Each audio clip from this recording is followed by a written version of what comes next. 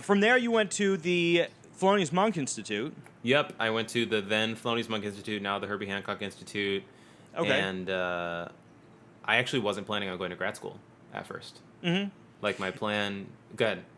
Well, what's the nature of that program? Is it a Sure. Is it a graduate school? It's a But it's grad a very program, yeah. small program, right? Super small. So the deal is you get a master's degree at the end of it, and you also get a certificate from the institute. And the institute is housed at UCLA. So you get your master's from UCLA and a certificate from the institute. And so the way the program works is it's one band for 2 years, and essentially the idea is you play together, you study together, and you live together. It's not like one giant commune where everyone is living in the same place. Like there were 4 different apartments with 2 people each. But the idea is you're spending like basically every waking moment with these people and like really deepening your musical bonds.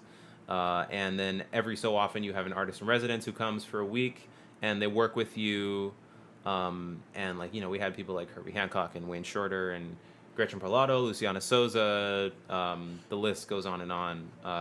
And it was incredible. Sure.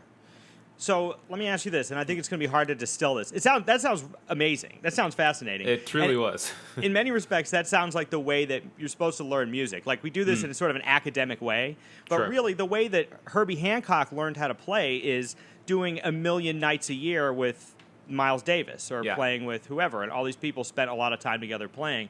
That seems to me it's not feasible under most circumstances. Sure. But that sounds like an amazing way to do that because you're actually getting that. Like that's the best way to learn is to get to know Absolutely, everybody's musical. and I mean the best. I mean not the best, but like I guess I should say maybe like the most helpful aspect of the program is that everything is free and they give you a monthly stipend.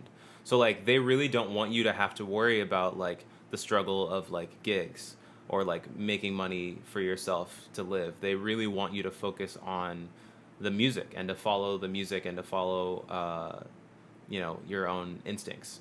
Sure, man, that's amazing. Now this is gonna be a little difficult, but are there any lessons you can think of, particularly poignant lessons that came down from these people who are masters of the art that you walked away from and said, all right, everything's like I'm thinking about this differently now. Things are different.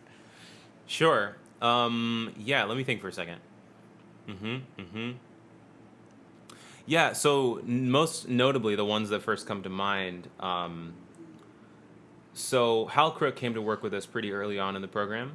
And I had met Hal, I think, once when I was at NEC. Like, I went to Berkeley and, like, I think he, like, had me come in and sing on a song or something. But we had never really worked together. And so he came to the Institute, and we were talking about comping, and like I was like, okay, cool, like I can like sort of check out because I'm a singer, like singer-song comp. And he called me on it. He's like, Michael, like you should comp now behind Daniel. Daniel Rotem is this incredible tenor sax player, and he was in the group. He's like, so Daniel's going to solo, and Michael, I want you to comp. And it was the first time anyone had ever asked me to comp before, and I was like, I don't know what to do. Like, I just sing pretty melodies when it's my turn.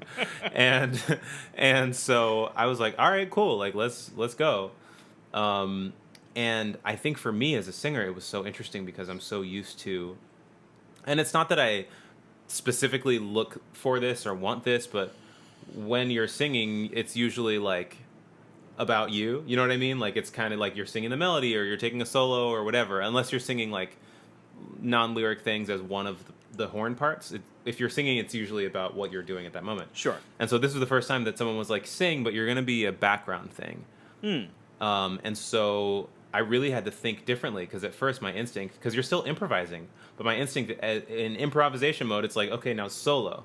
And so it was a really interesting mental shift. So that process really opened me up to a lot of new things. And then another one that comes to mind, this is, I guess, isn't like specific as much as just in general. Like when Herbie would come in, he would always talk about technology and like society and how we can intertwine the practice of our music in those arenas. And it kind of really just got me thinking about a lot of this stuff, and just like watching and listening to all of the music that he's made over the years, he's always like consistently been on the cutting edge of new trends in music and new trends of technology and music. Yeah. So just super inspiring stuff.